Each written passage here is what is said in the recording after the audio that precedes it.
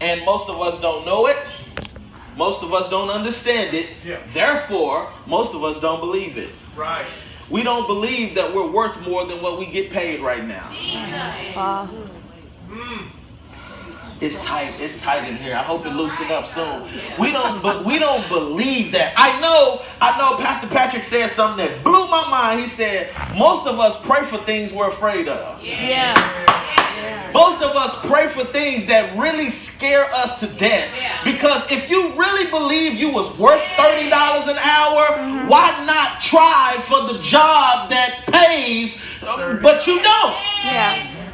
But yet you say, I believe. No, you don't. You're right. You don't.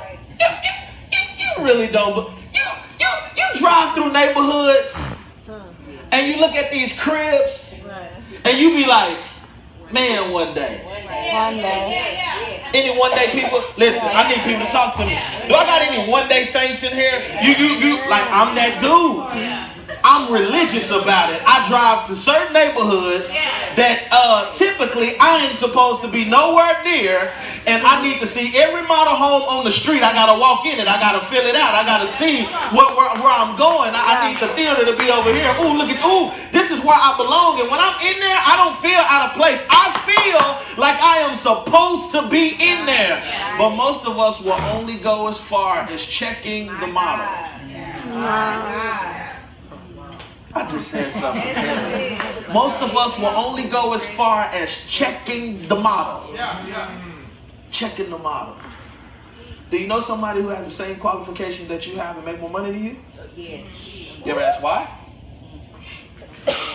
Because most of us are only comfortable checking the model. We're not comfortable seeing what it takes and then doing what it takes. Oh, man. Wow.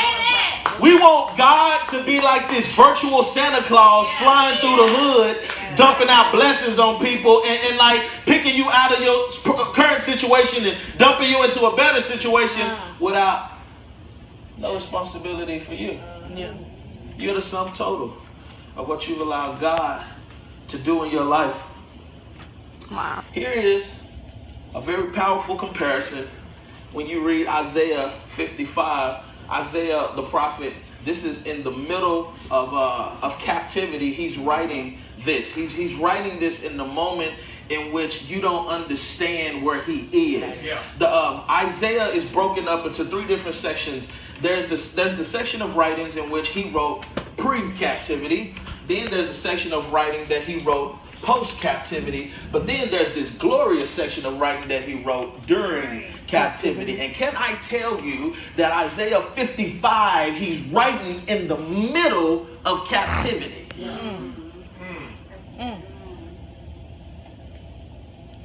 Come here, Xavier. Step on stage for me.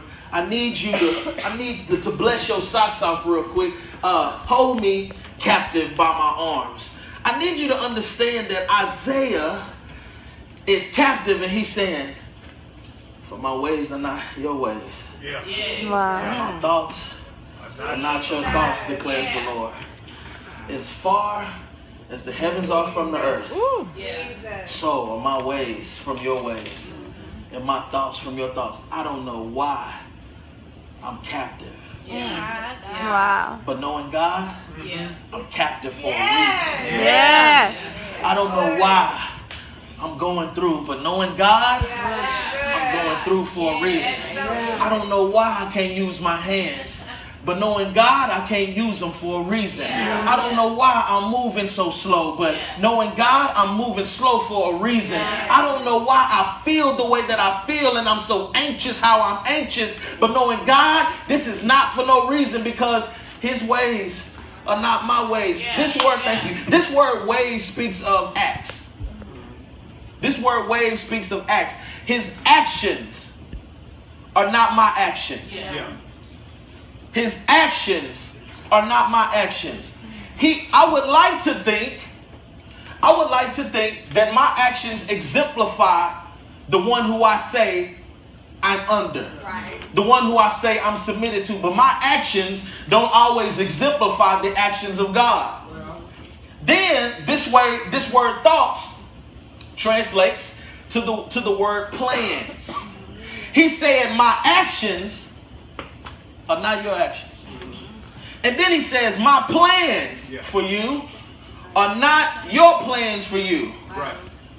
I've said this before, but you cannot afford to think that just because you are where you'd like to be or you're trying to get to a certain point, that is the exact same as where God wants you to be. Right. Yeah. You can't, don't get it twisted. You cannot get stuck in, I got this plan and I got that plan and it's going to work out like this and we're going to do it like this and in a minute it's going to happen like this and I'm going to go to this school for this many years and when I come out I'm going to do this. Right. Yeah.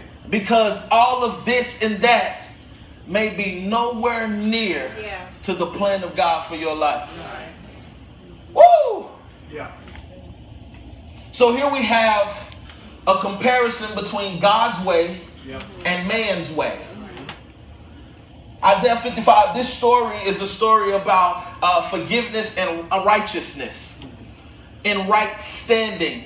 And Isaiah is typically saying, he's saying, it's not even possible for you to be in the right standing when you think that your ways are his ways. That your thoughts are his thoughts. You see, we can get so spiritual, so churchy, that we'll spend our lives looking for God and miss him all at the same time. Yeah. Okay.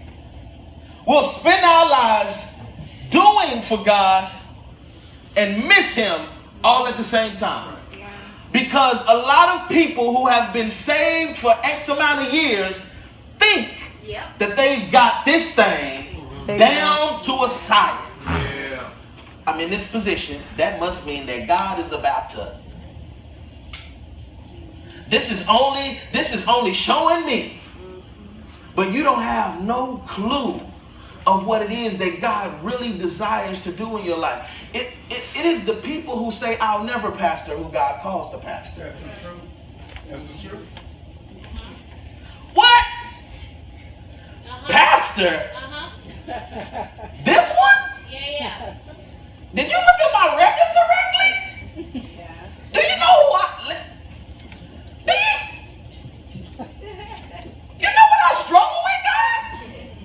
Huh? And you mean to tell me you're going to call me a pastor and not going to take that away?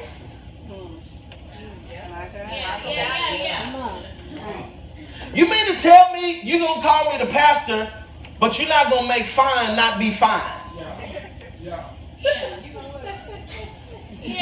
You mean to tell me you're going to call me the pastor, but cute not going to stop being